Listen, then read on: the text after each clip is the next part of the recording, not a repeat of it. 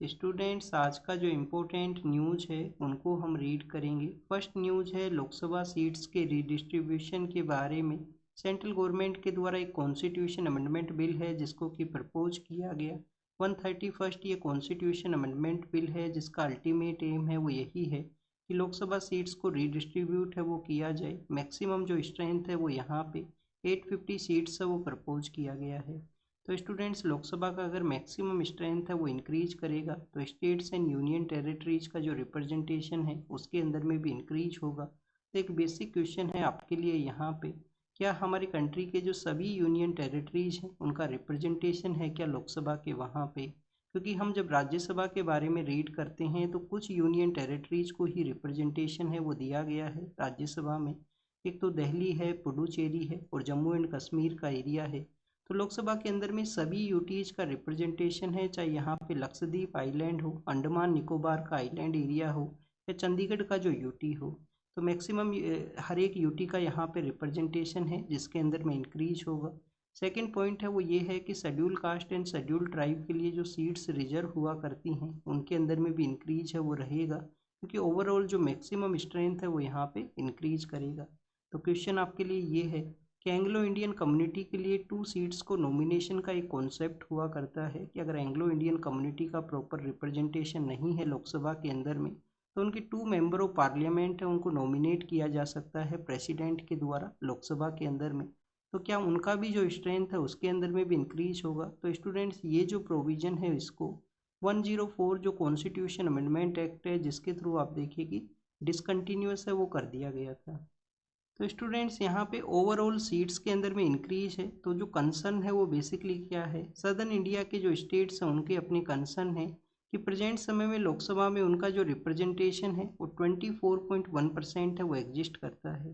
कि 24.1% जो member of parliament है सदर्न इंडियन स्टेट से वहाँ पे इलेक्ट हुआ करते हैं।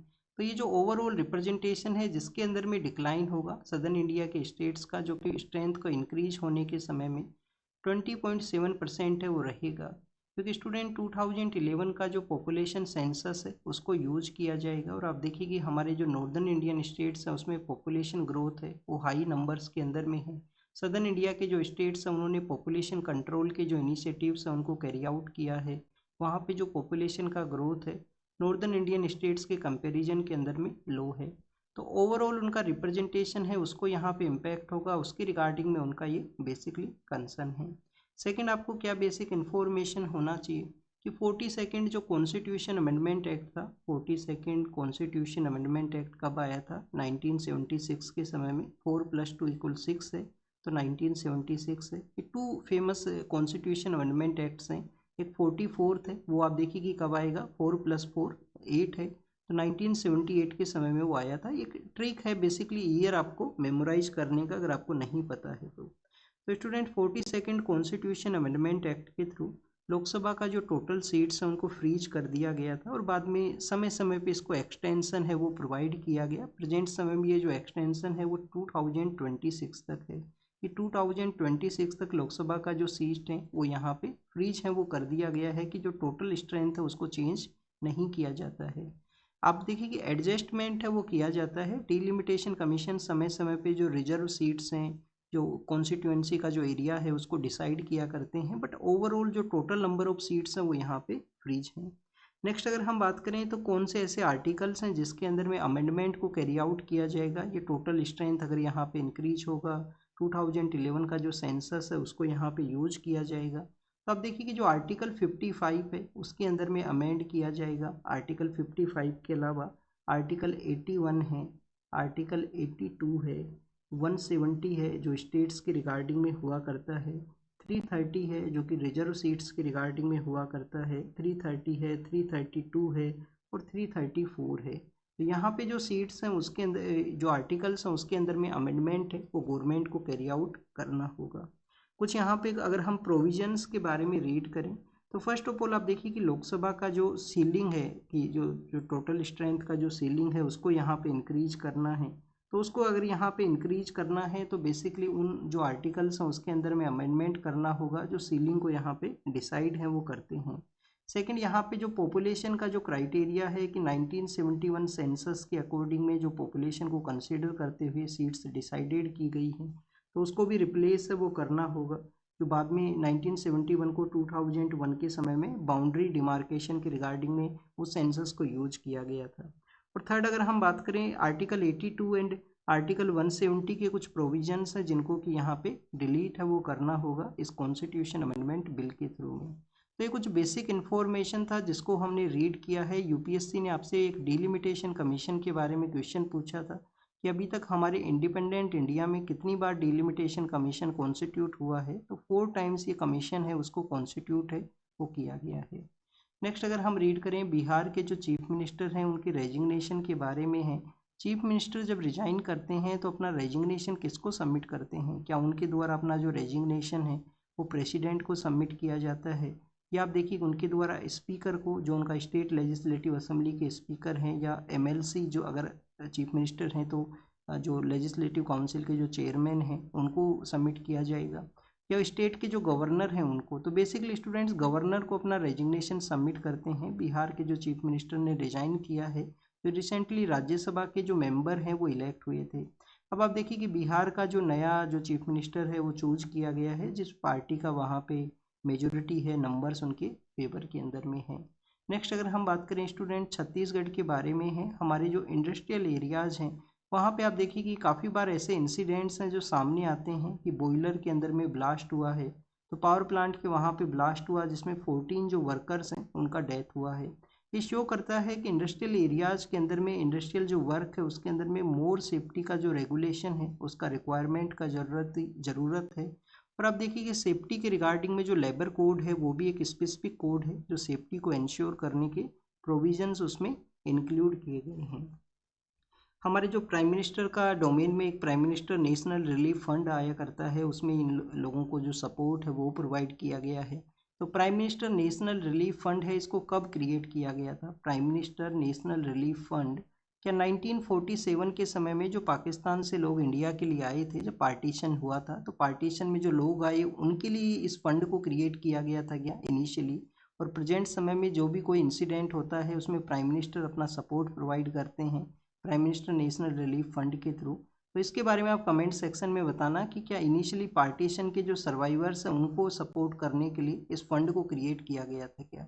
नेक्स्ट, अगर हम बात करें स्टूडेंट्स यहाँ पे लेबर के बारे में है, लेबर के जो वर्कर्स हैं उनका जो वेज के रिगार्डिंग में डिमांड किया गया था उन्होंने नोएडा के वहाँ पे, तो उत्तर प्रदेश गवर्नमेंट ने कमेटी है उसको कॉन्स्टिट्यूट किया है। कमेटी में उन्होंने यहाँ पे वेज हाइक के बारे में मेंशन किया कि उनका जो जो जो मेहनत का जो रुपए है वो यहाँ पे इंक्रीज करने का ज़रूरत है। क्या सभी लोगों का एक यूनिफॉर्म वे के अंदर में इंक्रीज किया गया है? यूनिफॉर्म वे में नहीं इंक्रीज किया गया। ऐसा कोई पर्सन है जिनके पास में किसी भी तरीके का अनस्किल है, किसी भी तरीके का स्किल है वो एग्जिस्ट नहीं करता है, तो उन पर्सन का डिफरेंट यहाँ पे हाइक हुआ है। कोई पर्सन है जिनको कुछ स्किल यहाँ पे है और आप देखिए कुछ स्किल है तो सेमी स्किल कैटेगरी में आएंगे, उनका यहाँ पे हाइक हुआ है। और फुल्ली जो स्किल पर्सन है जिनके पास में कोई यहाँ पे स्पेसिफिक डोमेन का स्किल है तो उनको उनका जो हाइक है वो डिफरेंट है। तो इस तरीके से 3 कैटेगरीज के अंदर में हाइक किया गया है। और आप देखिए कि ज़रूरत भी है समय समय पे जो लेबर के रिगार्डिंग में जो उनका जो सोशल सिक्योरिटी है उसको इंश्योर करने के लिए इस तरीके से जो रेगुलेशन है वो करने का ज़रूरत है। नेक्स्ट, अगर हम बात करें हिमाचल दिवस के बारे में है, आपको एक बेसिक पता होना चाहिए कि हिमाचल दिवस है वो हिमाचल प्रदेश का जो फाउंडेशन डे नहीं है, स्टेटहुड डे है वो नहीं है, ये हिमाचल डे है। और हिमाचल का जो टेरिटोरियल एरिया है उसके बारे में ये बेसिकली मेंशन करता है। हिमाचल प्रदेश को कब हमने क्रिएट किया था? हिमाचल प्रदेश जो है कभी आप देखिए कि यूनाइटेड पंजाब के पार्ट हुआ करते थे। हमारे कंट्री का जो स्टेट रीऑर्गेनाइजेशन है, पहले स्टेट्स को कैटेगराइज डिवाइड किया गया था, फिर 7th कॉन्स्टिट्यूशन अमेंडमेंट एक्ट के थ्रू 1956 के समय में स्टेट्स को क्रिएट किया गया जिसमें 14 स्टेट्स हैं वो हुआ करते थे और 6 यूटी हैं वो उस समय में हुआ करते थे। बाद में ये चेंज होता है 1960 के समय। आप देखिए कि बॉम्बे स्टेट के अंदर में गुजरात को क्रिएट कर दिया गया और जो बॉम्बे स्टेट होता था उसका रीनेमिंग कर दिया गया महाराष्ट्र। 1962 के समय में आपको नॉर्थ ईस्ट इंडिया के अंदर में एक नया स्टेट मिलता है, नागालैंड है। नागालैंड को उस समय क्रिएट कर दिया गया था। फिर हमारी जो यूनियन टेरिटरी है जिसमें 10th कॉन्स्टिट्यूशन अमेंडमेंट एक्ट के through Dadar and Nagar Haveli, Daman and Diu को इंक्लूड किया गया। 12th के थ्रू गोवा है उसको इंक्लूड किया गया, और 14th के थ्रू आप देखिए कि पुडुचेरी को इंक्लूड है वो किया गया। हमारे फिर नॉर्दर्न पार्ट ऑफ इंडिया के अंदर में एक पंजाबी सूबा मूवमेंट चलता है, यूनाइटेड पंजाब है उसको बाइफरकेट किया जाता है 1966 के अंदर में। हिंदी स्पीकिंग पीपल्स के लिए हरियाणा क्रिएट कर दिया गया। जो पंजाबी स्पीकिंग पीपल्स है उनका पंजाब है वो एग्जिस्टेंस में रहा, जो पहले यूनाइटेड पंजाब था। और पहाड़ी स्पीकिंग पीपल्स के लिए जो हिमाचल प्रदेश है उसको एज ए यूटी है वो बना दिया गया था। फिर 1971 के समय इस यूटी को, जो 1966 में यूटी बनाया गया था, उसको स्टेटहुड है वो दे दिया गया पहाड़ी स्पीकिंग पीपल्स को, स्टेटहुड जो हिमाचल प्रदेश का स्टेटहुड है। अब ये हिमाचल दिवस के कुछ अपने इनिशिएटिव्स उनके बारे में यहाँ पे मेंशन किया गया। एडिटोरियल को हम लेटर फेज में रीड करेंगे, पहले जो अदर न्यूज़ हैं उनको देख लेते हैं। यहाँ पे पायरेसी के बारे में है। क्या स्टूडेंट्स, अगर कोई जो मूवी है उसको लीक कर दिया गया है इंटरनेट डोमेन के ऊपर में, क्या उसको वापस से वाइप आउट किया जा सकता है? तो आप देखिए कि one kind of impossible task है। इम्पॉसिबल टास्क किस तरीके से है कि काफ़ी बार जो पायरेसी के अंदर में जो पर्सन जो यहाँ पे इंगेज हुआ करते हैं वो मल्टीपल डोमेन्स को यूज करते हैं, नए नए डोमेन से उस मूवी है उसको रिलीज करेंगे इलीगल वे के थ्रू में। कौन से हमारे यहाँ पे जो लीगल पर्सपेक्टिव है वो एग्जिस्ट करता है पायरेसी के रिगार्डिंग में? एक तो आप देखिए कि हमारे यहाँ पे कॉपीराइट एक्ट है, हमारे यहाँ पे कॉपीराइट एक्ट है 1957 का। सिनेमा का भी एक एक्ट है 1952 का। इनके थ्रू जो स्ट्रिंजेंट प्रोविजंस हैं, कुछ समय का जेल भी है, कुछ पनिशमेंट भी है यहाँ पे, और इनको समय के साथ में स्ट्रेंथन है वो भी किया गया है पायरेसी के रिगार्डिंग में। नेक्स्ट आप देखिए कि स्टूडेंट्स वाइप आउट करना इम्पॉसिबल टास्क है, उसका यहाँ पे मेंशन है। फिर आप देखिए कि नर्मदा रिवर के बारे में है। नर्मदा रिवर के वहाँ पे जो मिल्क है उसको यूज किया गया है एक रिलीजियस जो पर्सपेक्टिव से। तो बेसिकली आर्टिकल जो 25 है जो आपको रिलीजियस राइट ग्रांट करता है, बट उसकी कुछ रीजनेबल रेस्ट्रिक्शंस भी हैं, जैसे कि पब्लिक ऑर्डर है। पब्लिक ऑर्डर के अलावा स्टूडेंट्स हेल्थ है, हेल्थ एक क्राइटेरिया है। तो ओवरऑल जो अदर पर्सनस हैं उनके हेल्थ को कोई इम्पैक्ट ना हो, ओवरऑल आप देखिए कि जो इम्पैक्ट ना हो उसके लिए इस तरीके से आर्टिकल 25 के जो रीजनेबल रेस्ट्रिक्शंस हैं वो एग्जिस्ट किया करते हैं। नेक्स्ट अगर हम बात करें मिल्क को जो रिलीज किया गया है रिवर के अंदर में, तो माइक्रोबियल जो एक्टिविटी है उनको ये इंक्रीज करेगा। जो बायोलॉजिकल जो ऑक्सीजन उसमें हुआ करता है, बायोकेमिकल जो ऑक्सीजन हुआ करता है उसको भी ये बेसिकली इंक्रीज करेगा। तो वन काइंड ऑफ इम्बैलेंस कर सकता है इकोलॉजिकल पर्सपेक्टिव से आर्टिकल 25 के जो रीजनेबल रेस्ट्रिक्शंस हैं जो यहाँ पे इम्पोज करते हैं कि फ्रीडम तो आपको है रिलीजियस डोमेन में, बट एब्सोल्यूट फ्रीडम वो है वो नहीं है। नेक्स्ट आप देखिए कि स्टूडेंट डिपोर्टेशन पॉलिसी के बारे में है। अभी रिसेंटली यूनियन गवर्नमेंट ने जो स्टेट्स हैं यूनियन टेरिटरीज को कहा है कि ऐसे जो लोग हैं जो कि हमारे यहाँ पे नाइबर कंट्री बांग्लादेश म्यांमार से इंडिया के लिए आए हैं, तो उनको डिपोर्ट करने का जो पॉलिसी है उसको एग्जिस्टेंस में लाए, टाइमली फ्रेमवर्क के अंदर में उन पर्सनस को जो डिपोर्ट है वो यहाँ पे किया जाए। पहले भी आप देखिए कि बांग्लादेश के अंदर में जो रोहिंग्या पर्सन जो म्यांमार से आए थे, म्यांमार के रखाइन स्टेट से, तो आप देखिए कि जो रोहिंग्या पर्सन है उनको सपोर्ट करने के लिए इंडियन गवर्नमेंट ने बांग्लादेश को जो फंड है वो प्रोवाइड किया था कि आप रोहिंग्याज को वहीं पे ही कंट्रोल में रखिए, वहीं पे ही उनका जो बेसिक फैसिलिटी है उनको वहाँ पे प्रोवाइड कीजिए। और म्यांमार में कंटिन्यूस आप देखिए कि वायलेंस है रोहिंग्या जो पर्सन है उनके अगेंस्ट में, इस वजह से वो माइग्रेशन को कैरी आउट हैं वो करते हैं। आईएमएफ के बारे में है। आईएमएफ अपना एक रिपोर्ट निकालता है वर्ल्ड इकोनॉमिक आउटलुक, जिसके अंदर में उन्होंने वेस्ट एशिया जो क्राइसिस है उसके बारे में मेंशन करते हुए कहा गया कि ओवरऑल इकोनॉमी है उसको ये इम्पैक्ट करेगा। रिसेशन का जो सिचुएशन है वो बताया है आईएमएफ ने आने वाले समय के अंदर में, कि वेस्ट एशिया क्राइसिस की वजह से आप देखिए कि जो कम्प्लीटली सप्लाई चेन है, जो एनर्जी का जो सप्लाई चेन है उसमें जो डिस्ट्रप्शन है वो क्रिएट हुआ है। तो इस वजह से आईएमएफ के द्वारा वर्ल्ड इकोनॉमिक आउटलुक के अंदर में रिसेस के रिगार्डिंग में जो वार्निंग है वो इश्यू किया गया। नेक्स्ट आप देखिए कि स्टूडेंट चेर्नोबिल नाम का जो प्लांट है, चेर्नोबिल नाम का जो प्लांट है कभी रशिया के डोमेन में आया करता था, जहाँ पे आप देखिए कि न्यूक्लियर लीकेज है वो हुआ था। अब वो ऐसा एरिया है जिसमें रसिया यूक्रेन का जो कन्फ्लिक्ट है उसकी वजह से उसको इम्पैक्ट हुआ है। तो ओवरऑल वहाँ पे एमिशन है वो हुआ है, जो रेडिएशन है वो एमिट किया है। ये बेसिक यहाँ पे इंफॉर्मेशन है। नेक्स्ट आप देखिए कि काफ़ी बार आपको एक हबल जो टेंशन है जो वर्ड आपको देखने के लिए मिलता है। तो यूनिवर्स है जो एक्सपेंड का सिचुएशन के अंदर में है, कि हमारा जो यूनिवर्स है वो कंटिन्यूस एक्सपेंडिंग सिचुएशन में है। तो आप देखिए कि उसको कैलकुलेट करने के लिए अलग अलग तरीके से उसको कैलकुलेट किया जाता है, और जो डिफरेंस यहाँ पे एग्जिस्ट करता है, जो साइंटिस्ट का जो कैलकुलेशन है कि जो माइक्रो एक्टिविटी है उनको यूज करते हुए या हबल टेलीस्कोप को यूज करते हुए अगर उनका कैलकुलेशन हुआ है, तो जो यहाँ पे डिफरेंस है उसी को basically as a Hubble tension के रूप से कहा करते हैं, जो यूनिवर्स का ही एक्सपेंड को मेजरमेंट के रिगार्डिंग में है।